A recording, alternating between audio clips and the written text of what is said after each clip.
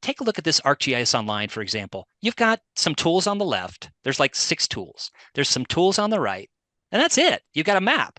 I mean, this is 1/100th as complicated as most of the games that those students are playing on the weekends. You know what I mean? I mean, they've got like hundreds of tools in your face, and this is like, okay, so when the teachers stress about, I don't know where the legend thing is. Okay, it's right here. But what if they don't know that? No big deal. The students will say it's on the left side.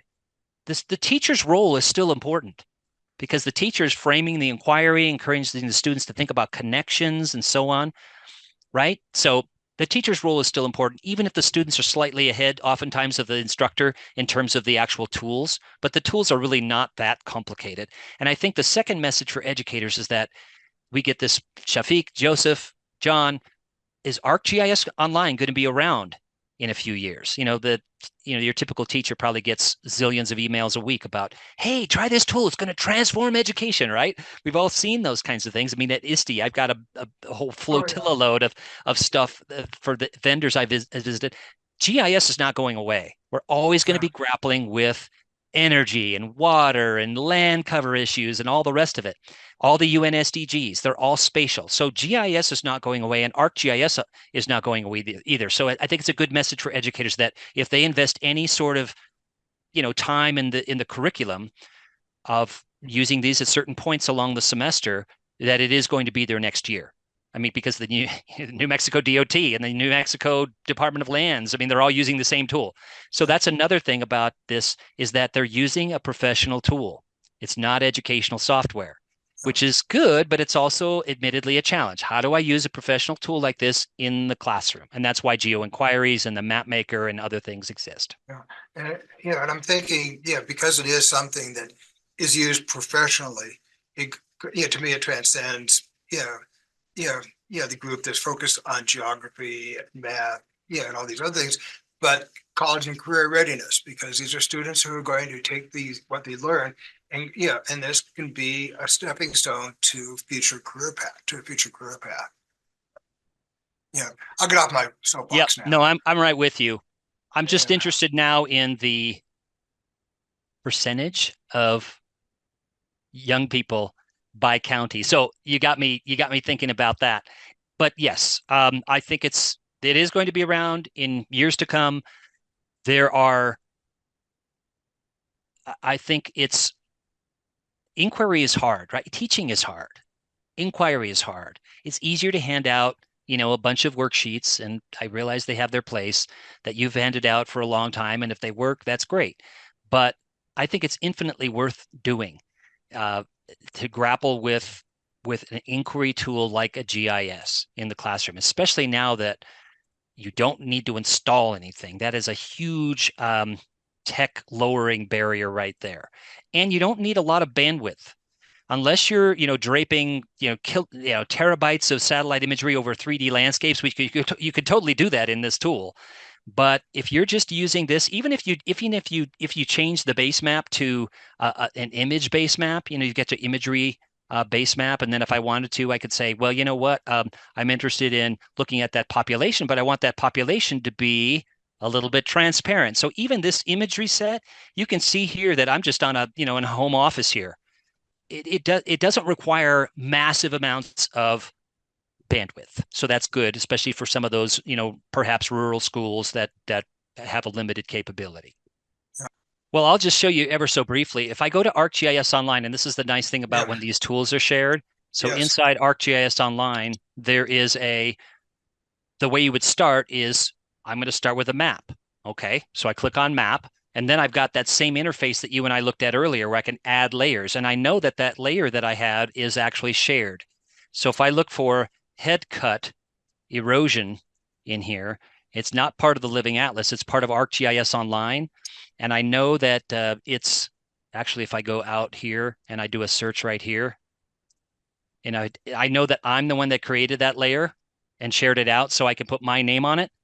And then head cut erosion from Trimble unit. So if I open that up in the ArcGIS Online map viewer, I can pull it up in here, and you'll be able to see okay, so these are the perimeters that, let me pop up a legend here, that the students collected. And if I change the base map, you'll be able to see what so here we've got, and this would be better if I had another half minute. I could have put this in a 3D view, right? So we were looking kind of but the students collected the perimeters of these things with in this case, they actually used a low end GPS unit and a higher end Trimble unit to compare the differences in the spatial accuracy. That was one of the goals of that instructor, is to have them actually think about spatial accuracy of a phone versus a standard recreational GPS unit versus a higher end, Trimble unit on a tripod.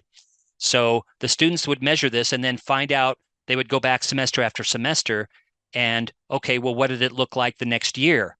And of course, in a place like where you all live and where I live, the water, soil is a precious thing. So when it erodes, it's a serious issue. So one of the nice things that came out of this project is that the students did some research and came up with an ancient Zuni method of this conical shaped pyramid of boulders.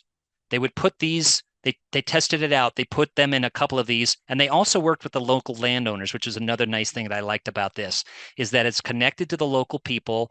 It used an ancient method. The students had to do research.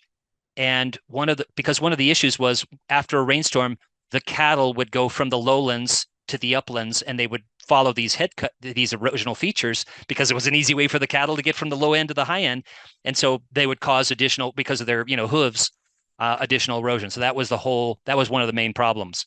But the students actually went back, looked at the decrease in the cutting after these erosional anti-erosional force pyramids had been installed. And so they had a real sense of pride in, hey, you know what? We did something good for the land, and we worked with the local people. We weren't just blazing in there saying, this is what you need to do. It was, hey, what's the situation? And I just, on so many levels, I love that. Sure, they were learning some GIS, but the more important thing is that they were out, collecting data and thinking and planning their projects and all the things that you and I love about education. And then we Yeah. could thread in a little bit more about how do I build an expression in there, and how do I share, create a portfolio with some of the maps and apps that I make as a student. And that goes into my university or my community or technical or tribal college work. And that becomes, again, this sort of living, breathing portfolio that I could point a potential employer to. They're getting daily emails, right? Use this tool, it's the best thing ever. And so if we can say, hey, you're already teaching about these topics. We're not replacing what you're doing, but it's a supplement to, you're already teaching about earthquakes or wildfires or population change or, crime in your community. I mean, name an issue, health, wellness. Another thing we didn't even touch on, but some students, I love them to be interested in watersheds and biomes and land cover. But we also have a lot of behavioral data in the same platform. So who exercises, X times a week? Who goes to PetSmart? Who who has a garden? And it's all aggregated. So it's not individuals, but having the students think about, who goes to the symphony, who likes NASCAR, who, you know what I mean? It's like all this behavioral data, who drinks coffee, who buys lottery tickets, all that kind of stuff is fascinating for students to look, who has two dogs and two cats, you know what I mean? By neighborhood.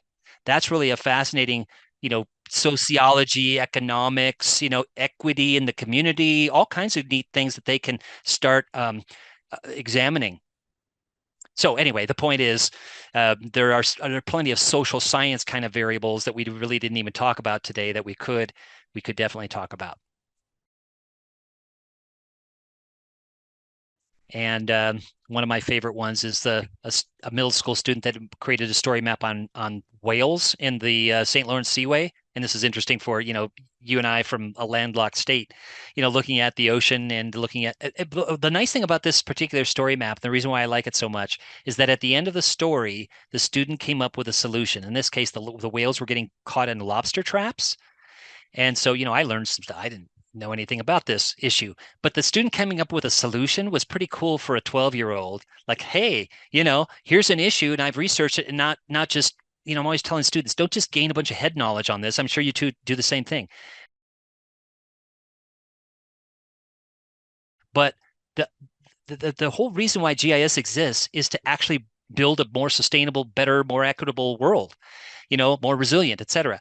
So getting that action components like, oh, I studied the noise in my community, or I studied dangerous intersections. What am I going to do about it? Do I maybe float this to the city council? You know what I mean? So it's that whole action component. I really like the appeal and people have used these tools to go to their you know county commissioners and say, hey, here's the situation.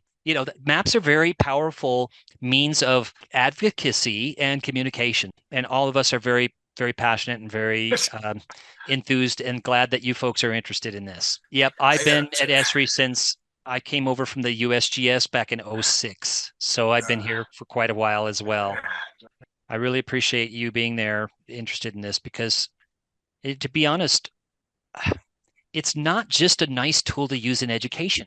This is an empowering thing that we've got. If we're going to change some of these variables in our world, these students using these tools are be the ones to do it.